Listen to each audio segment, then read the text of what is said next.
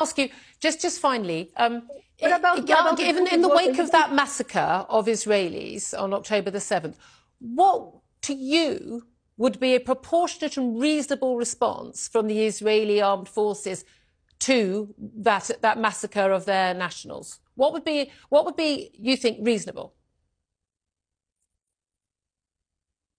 I didn't get your question. Can you say that again?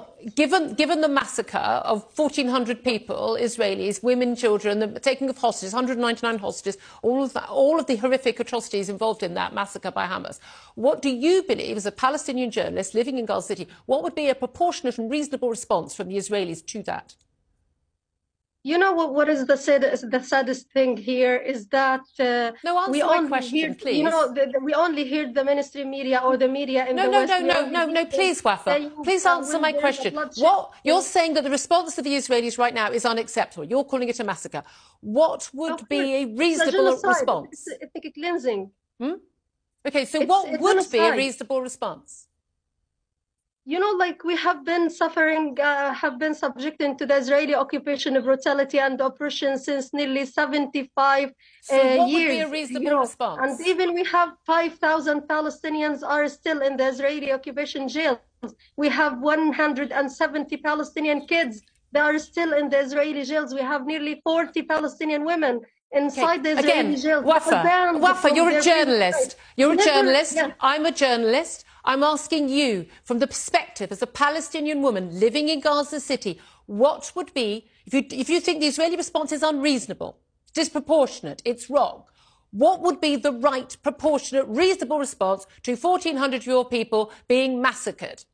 What would be acceptable to you for them to do, other than say, oh, well, never mind, we'll just carry on as usual, which is clearly not going to happen? One final chance. What would be the reasonable response? Yeah, you are just saying that we are journalists, and I'm a Palestinian journalist, yes, living here under this harsh condition. You're just not going to answer. Do you not think that's a reasonable question to ask you? Listen, it's the question. I mean, like, you didn't know that they committed, like, since we here in Gaza since nearly 17 years. I do know that. We have been Israel. Stop telling me what I don't know and answer the question. Yes. Why is that such a difficult question to answer? Sorry, I'm answering your questions here because, you know, you just look to the Israeli side and you I'm not looking at just the Israeli side. What is happening. I'm asking you a reasonable question. What's a proportionate, reasonable response to that massacre?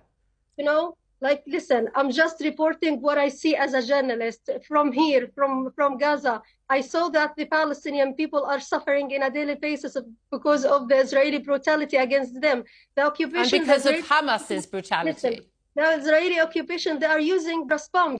Yeah, they are using internationally banned weapons. Again, still not an answer to my question. Should we give up?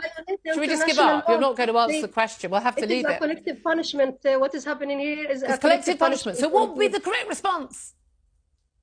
But look at the very beginning. We were living, like, I'm a Palestinian refugee. I used to live in... Okay, I'm going to interrupt you. I'm going to leave it there. Because if any conversation in this that ends up going back to, let's go back 1,000 years. Waafa Al-Udaini. Waafa, I'm so sorry. We took a long time to get you on the line. While we're waiting to speak to you, we've got less time. If you're not going to answer my question, then we'll have to leave it. I do appreciate you joining us. Thank you for joining us.